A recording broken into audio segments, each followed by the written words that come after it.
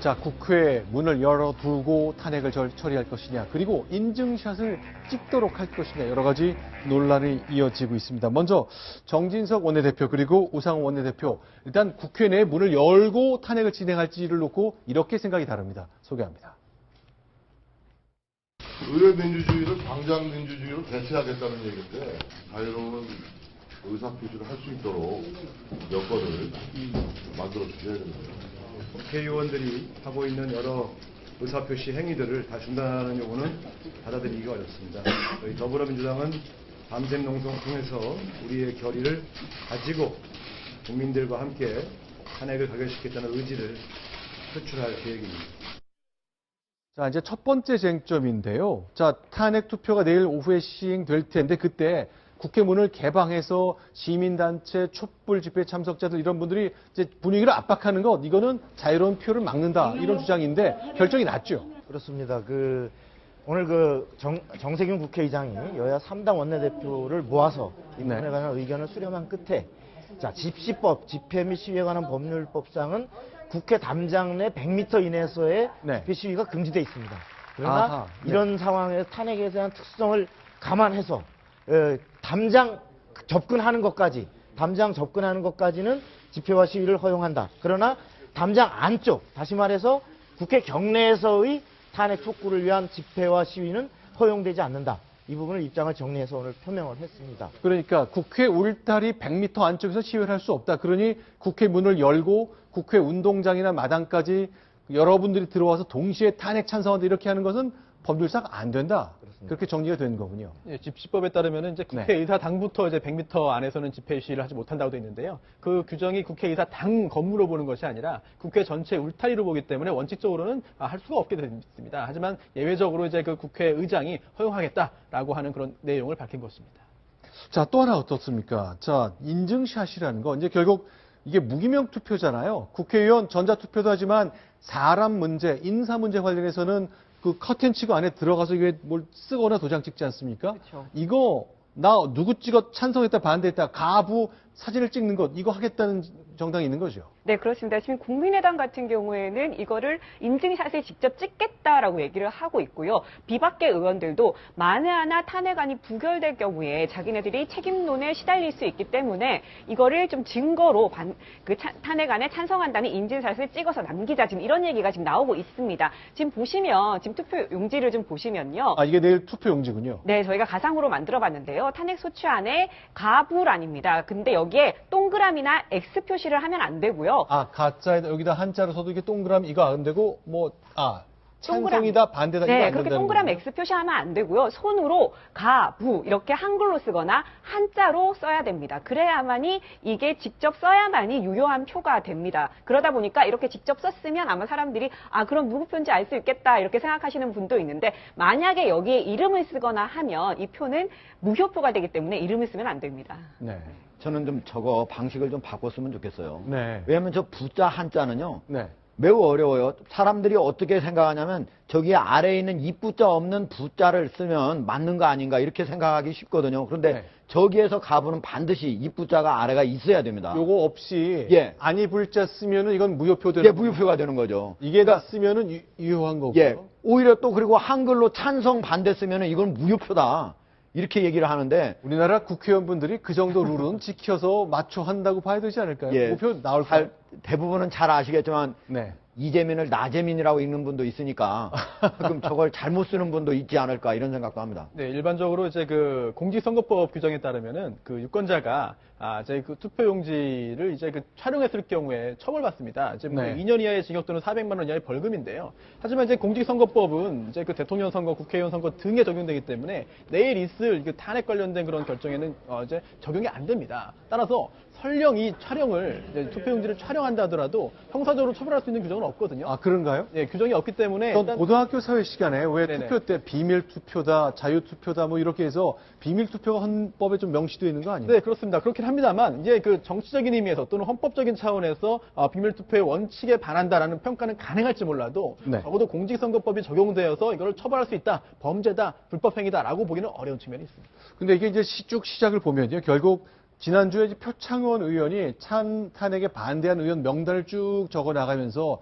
뭐 2만 통 정도의 문자나 전화가 와서 나 번호 바꿔야 되겠다. 도저히 못 살겠다. 그런 일이 여당 내에서 좀 있었잖아요.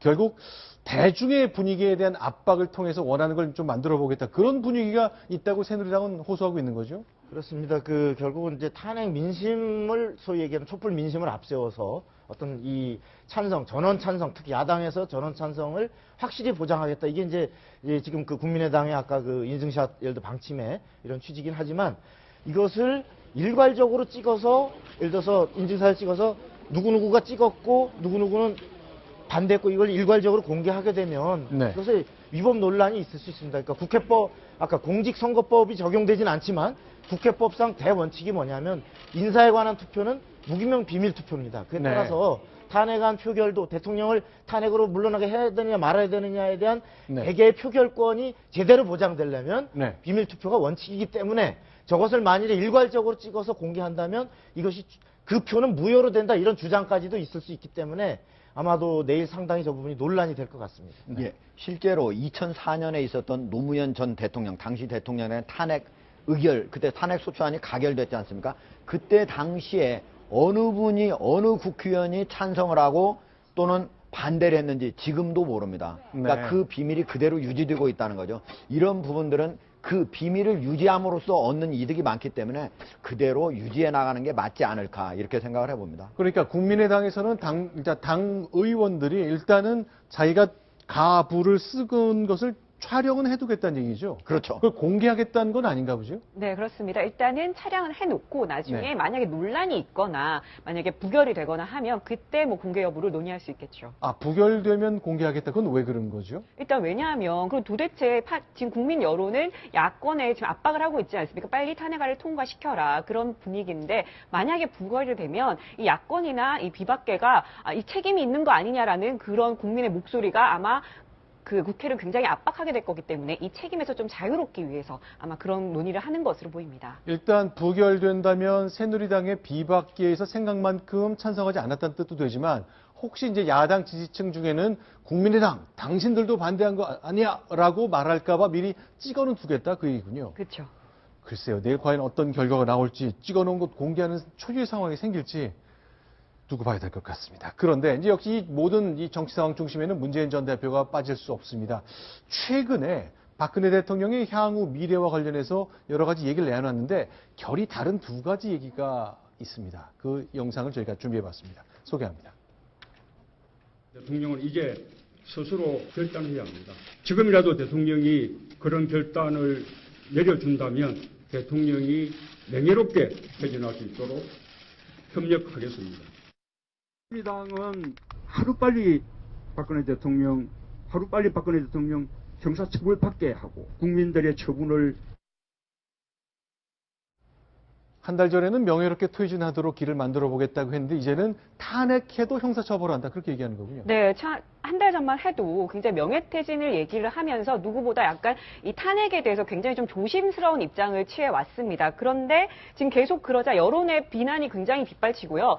그리고 그 대선 주자 지지도에서도 좀처럼 앞서 나가지 못하는 상황이 벌어지면서 네. 말을 바꾸게 됩니다. 그러면서 보시면 거국내각 이런 얘기 하다가 지금은 탄핵을 얘기하다가 이제는 탄핵이 돼도 하야를 주장을 하고 있고요. 심지어 형사처벌에 대해서도 굉장히 앞서가면서 얘기를 하고 있는 상황입니다. 짧은 시간이었습니다. 사실 이렇게 명예퇴진하는 거 도와주겠다 해서 이게 알쏭달쏭했었거든요. 이제는 형사처벌 박근혜 대통령 꼭 해야 된다는 쪽으로 좀 상황이 바뀌었습니다. 박성훈 국장, 이 변화는 한마디로 정리하면 무엇입니까? 결국은 그 빠른 시간 안에 조기에 박근혜 대통령을 완전하게 말하자면 직에서 내려오게 해서 대선을 빨리 치르는 것이 본인의 대선 가능성에서 현재 아직까지 1등을 달리고 있으니까 본인이 대통령이 되는데 가장 빠르고 확실한 길이다. 이런 계산 때문인데 지금 아까 저기서 얘기한 형사처벌은 네. 그 문재인 대표가 해야 된다 말아야 된다고 할 문제가 아니고 네. 어떤 예를 들어 탄핵이 되고 헌재에서 탄핵 결정이 나면 네. 그에 따라서 자연인 신분이 되기 때문에 네. 그때는 기소가 가능해지고 어떤 그 법 절차에 따라서 법원에 어떤 그 유죄가 나면 처벌이 되는 건데 지금 저 얘기를 언급하는 이유는 바로 탄핵 국회에서 소추가 의결되는 즉시 네. 바로 물러나라. 네. 다시 말해서 탄핵 심판 결정을 헌재의 결정까지 기다리지 말고 즉시 퇴진하라는 압박이고 또 그에 따라서 형사 처벌 대상이다라고 하는 것을 강하게 각인시킴으로써 어떤 그 국회의 내일 가결을 압도적으로 되도록 좀 압박하는 이런 네. 역할이 있는 것 같습니다. 예. 어떻게 보면 문재인 대표가 저렇게 말이 바꿔지게 된 거는 네. 국민 여론에 따라서 국민 여론을 그전에 잘 몰랐을 때하고 네. 국민 여론이 갈수록 탄핵과 즉각 하야를 원하는 그런 민심을 확인한 뒤에 서로 의견이 달라진 거거든요. 어떻게 보면은 가장 지금 현재 유력한 대권 후보로서 그리고 이대로만 가면은 바로 대권이 눈에 보이기 때문에 다른 변수들이 없도록 그리고 심지어 박근혜 대통령을 지지할 건가 말 것인가 하는 그 중간에 서 있는 사람들을 끌어들이기 위해서는 박근혜 대통령을 너무 처음에 몰아치기 식으로 하면 오히려 그 사람들이 자기로부터 등을 돌릴 가능성이 있다. 네. 이런 생각을 했기 때문에 처음에는 상당히 여유롭게 박근혜 대통령한테 명예롭게 퇴진을 하는 것도 좀 얘기를 하고 했지만은 나중에 국민들의 의견이 아주 대다수가 그 박근혜 대통령의 즉각적인 하야를 원했기 때문에 의견이 달라졌다고 봅니다. 자, 일단 정부는 대비를 하고 있습니다. 자, 황교안 국무총리 여러 가지 준비를 하고 있는데 역시 옛날 사례를 좀 챙겨보는 것 같습니다. 다음 소식은 그 내용 정리해 보겠습니다.